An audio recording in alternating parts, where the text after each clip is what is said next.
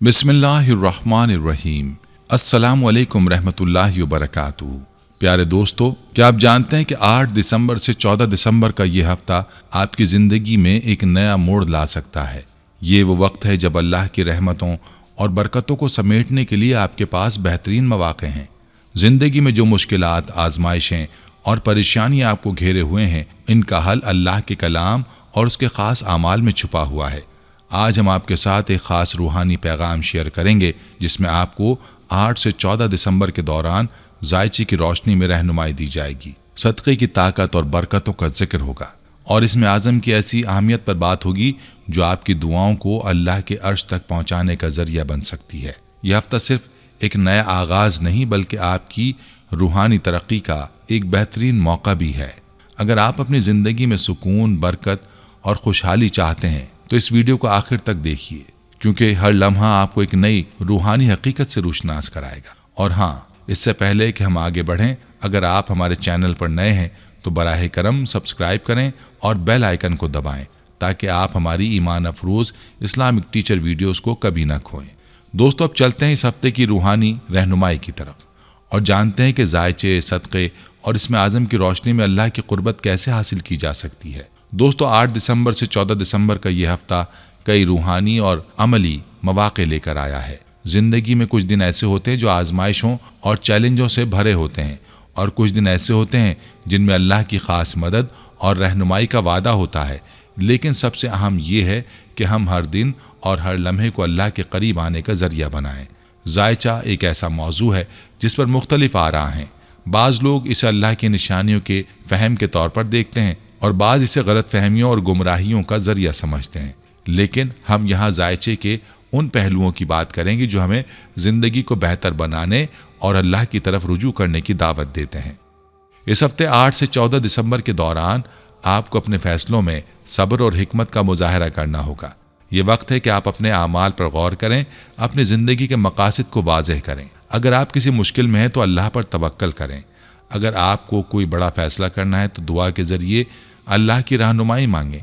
अगर आप किसी परेशानी का शिकार हैं तो याद रखें, अल्लाह की याद और जिक्र ही हर मसले का हल है। जायचे के मुताबिक ये हफ्ता उन लोगों के लिए बरकत और खुशहाली का ज़रिया बन सकता है जो अपने दिल को अल्लाह की तरफ मोड़ते हैं और उसकी रहमत के तलबगार बनते हैं। लेकिन इसके लिए एक शर्त है कि आप अपने अमाल को दुरुस्त करें, नमाज की पाबंदी करें, दूसरों के साथ हुस्न सलूक करें। सदका देना न सिर्फ एक इबादत है बल्कि अपनी ज़िंदगी की मुश्किलात को ख़त्म करने का सबसे मौसर ज़रिया भी है। रसूलुल्लाह सल्लल्लाहु अलैहि वसल्लम ने फरमाया, सदका गुनाहों को ऐसे मिटा देता है जैसे पानी आग को बुझा देता है। तिरमिज़ी। यह हफ्ता ख़ास तौर पर सदका देने के लिए बेहतरीन वक्त है। अगर आप माली मुश्किलात में हैं तो सदका आपके रिस्क में बरकत का ज़रिया बनेगा। अगर आप बीमार हैं तो सदका आपकी सेहत के लिए शिफा का वसीला बनेगा। और अगर आप किसी आजमाइश या परेशानी का सामना कर रहे हैं तो सदका आपके लिए अल्लाह की मदद को करीब ला सकता है। सदका देना बहुत आसान है। आप किसी ज़रूरतमंद को खाना खिला सकते हैं, कपड़े दे सकते हैं या किसी यतीम की मदद कर सकते हैं। ये सब सदक़े की शक्लें हैं और इनका असर आपकी ज़िंदगी में फ़ौरन महसूस होगा। अल्लाह ताला ने कुरान मजीद में फ़रमाया है, जो लोग अपना माल अल्लाह की राह में खर्च करते हैं उनके लिए कई गुना ज़्यादा अजर है। सूरह बकरा आयत 261। सदका न सिर्फ हमें अल्लाह के करीब करता है बल्कि हमारी ज़िंदगी के मसाइल का रूहानी हल भी फराहम करता है। इसलिए 8 से 14 दिसंबर के दौरान अपने वसाइल में से कुछ हिस्सा निकालें और अल्लाह की राह में खर्च करें। दोस्तों, जब बात अल्लाह की क़ुर्बत की हो तो इसमें आज़म का जिक्र सबसे ज़्यादा अहम हो जाता है। इसमें आज़म वो अज़ीम तरीन नाम है जिसके ज़रिए की गई दुआ कभी रद्द नहीं होती। नबी करीम सल्लल्लाहु अलैहि वसल्लम ने फरमाया, अल्लाह एक ऐसा नाम है जिसके ज़रिए दुआ की जाए तो वो फ़ौरन कबूल होती है। तिरमिज़ी।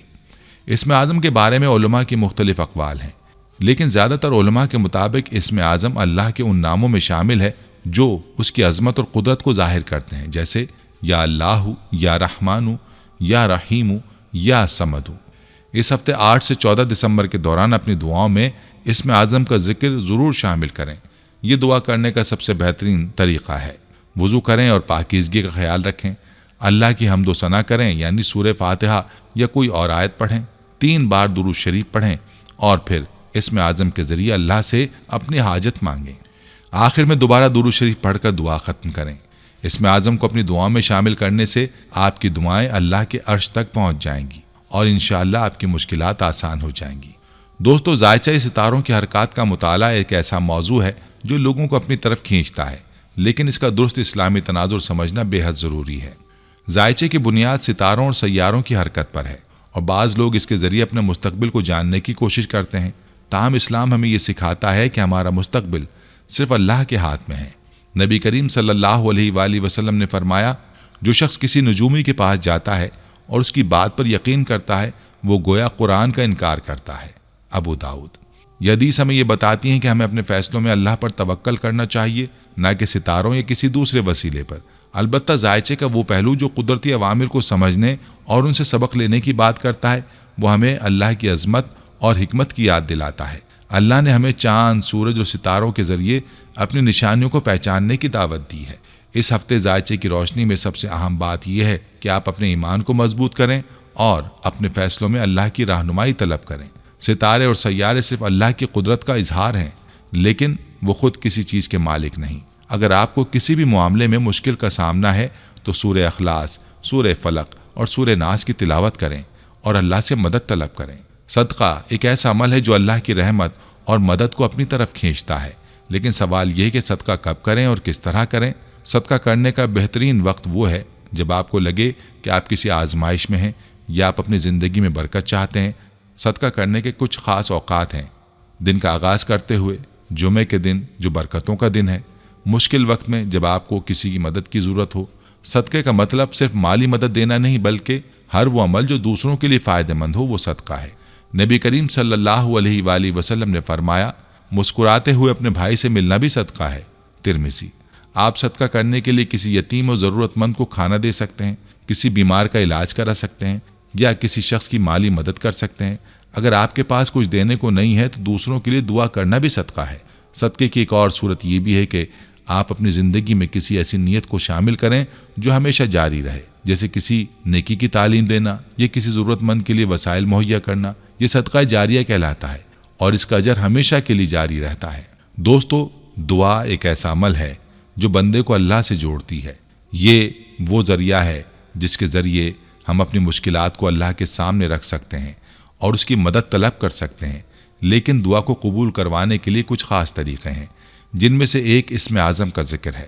نبی کریم صلی اللہ علیہ وآلہ وسلم نے فرمایا، اللہ کے اسم اعظم کے ذریعے کی گئی دعا کبھی رد نہیں ہوتی۔ ترمذی۔ اسم اعظم کے ذکر کے ساتھ دعا کرتے وقت دل میں یہ یقین ہونا چاہیے کہ اللہ ہی ہماری مشکلات کو حل کر سکتا ہے۔ اس یقین کے بغیر دعا ایک رسمی عمل بن جاتی ہے۔ دعا کے دوران اللہ کی حمد و ثنا کریں، 3 مرتبہ درود شریف پڑھیں، پھر اپنی حاجت کو اللہ کے سامنے پیش کریں اور اس کے بعد شکر ادا کریں۔ یہ عمل آپ کو نہ صرف اللہ کے قریب لے جائے گا بلکہ آپ کی مشکلات کا حل بھی فراہم کرے گا۔ اسم اعظم کی تلاوت کے ساتھ اللہ سے مدد مانگیں، کیونکہ وہی ہے جو ہر دعا کو سنتا ہے اور قبول کرتا ہے۔ دوستو، اسلامی تاریخ ہمیں ایسے بے شمار واقعات فراہم کرتی ہے جو ہماری زندگی کو بدل سکتے ہیں۔ یہ واقعات صرف قصے کہانیاں نہیں، بلکہ وہ سبق ہیں جو ہمیں اپنے اعمال کا جائزہ لینے اور اپنی زندگی کو بہتر بنانے کی ترغیب دیتے ہیں۔ آئیے کچھ ایسے واقعات کا ذکر کرتے ہیں جو ہماری روحانی ترقی میں مددگار ثابت ہو سکتے ہیں۔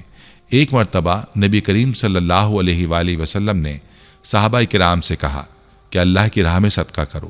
حضرت عمر رضی اللہ عنہ نے سوچا کہ آج وہ حضرت ابوبکر صدیق رضی اللہ عنہ سے آگے نکل جائیں گے، اس لیے انہوں نے اپنے مال کا نصف حصہ صدقہ کر دیا۔ جب نبی کریم صلی اللہ علیہ وآلہ وسلم نے حضرت ابوبکر صدیق سے پوچھا کہ آپ نے کتنا صدقہ کیا ہے، تو انہوں نے فرمایا، میں نے اپنا سب کچھ اللہ کے لیے دے دیا ہے اور اپنے اہل و عیال کے لیے صرف اللہ اور اس کے رسول کو چھوڑا ہے۔ یہ واقعہ ہمیں یہ سکھاتا ہے کہ صدقے کا مطلب صرف مال دینا نہیں، بلکہ اللہ پر بھروسہ رکھنا اور اپنی زندگی کو اس کی رضا کے مطابق گزارنا ہے۔ آج ہمیں بھی اپنے مال اور وسائل میں سے اللہ کی راہ میں خرچ کرنا چاہیے تاکہ دنیا اور آخرت میں کامیابی حاصل کر سکیں۔ دوستو، آج کی گفتگو میں ہم نے 8 سے 14 دسمبر کے ہفتے کی روحانی رہنمائی، ذائچے کے اسلامی تناظر، صدقے کی بے مثال طاقت، اسم اعظم کی برکت اور اسلامی تاریخ کے سبق آموز واقعات کا جائزہ لیا۔